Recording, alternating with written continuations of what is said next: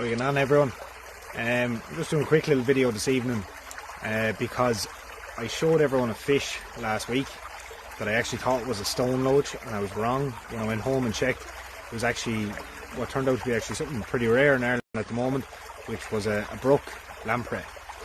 So what I'm going to do this evening is I'm going to actually show you guys if I can find one. I'm going to try to find a stoneloach because they are pretty common in this river, and just to be able to show you the difference really in, you know, stoneloach in looks, they're similar to a catfish. We don't obviously have them here in Ireland, but you would see them in the likes of the States and out in Europe and places like that.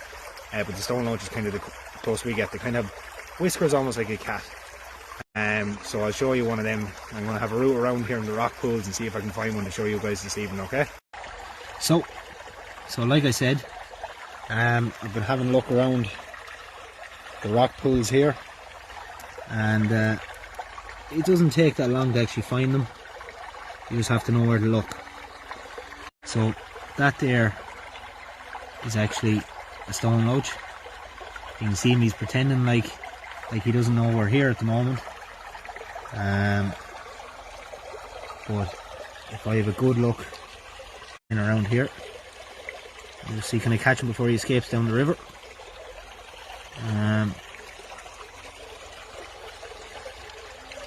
They're quite the escape artist.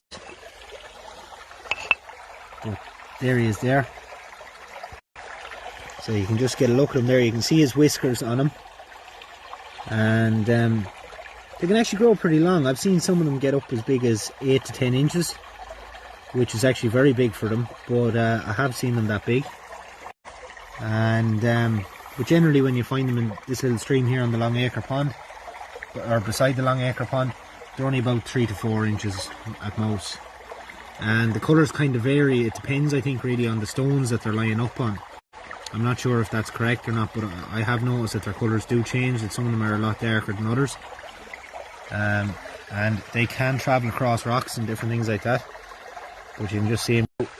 If you are ever going to be handling fish, just make sure that your hand is wet before you're doing so. Otherwise you can damage their scales. But I've just taken him out there for a quick second just to be able to show you guys up close what he looks like. And basically he's a bottom feeder. Hence in the name, he's a stoneloach. So he kind of moves in between the rocks. He finds little invertebrates and different insects, I suppose, that are in the water. And that's what he lives off. But like I said, just again, if you are going to be handling fish, just make sure that you have a wet hand when doing so. And he'll go in there now, and you can just see him over there. But they're really good at camouflaging, and like I said, there is lots of them here in the river, and it's just great to see that I have so many different things living around me like this. And I just said I'd check in this evening and show you guys that. So like I said, it was just a quick check-in video this evening to correct what I was wrong about last week. Just look, every day you're learning something new, and it's great to just learn that there is lamprey in the river, which I didn't know. As far as I was concerned, there was only a few minnow. The likes of the odd trout are supposed to be in it. I've only seen one ever. And the likes of the stoneloach, which I just showed you there. But it's pretty easy to find the likes of the stoneloach. Like I said, they're in the little rock pools in around the rocks. And they're just very well camouflaged. So if you just keep your eyes peeled, you will see them move every now and again. And if you are showing kids or whatever, like I said, just make sure your hands are wet before picking them up. And maybe place them in a bucket, show them to them for a few minutes. They'll be okay for a couple of minutes if you want to show them to them, and then just release them again into the stream like I done here. And other than that, like I said, you know, just something a little bit different anyway. Just to show everyone as well, you remember there, was it 2 weeks ago now, I put a load of sticks and trees and different odds and ends on the island. And you can just see now how it kind of just gives it that natural look. It's given perches. I've seen a few little birds and that landing on them. The ducks have been up on them.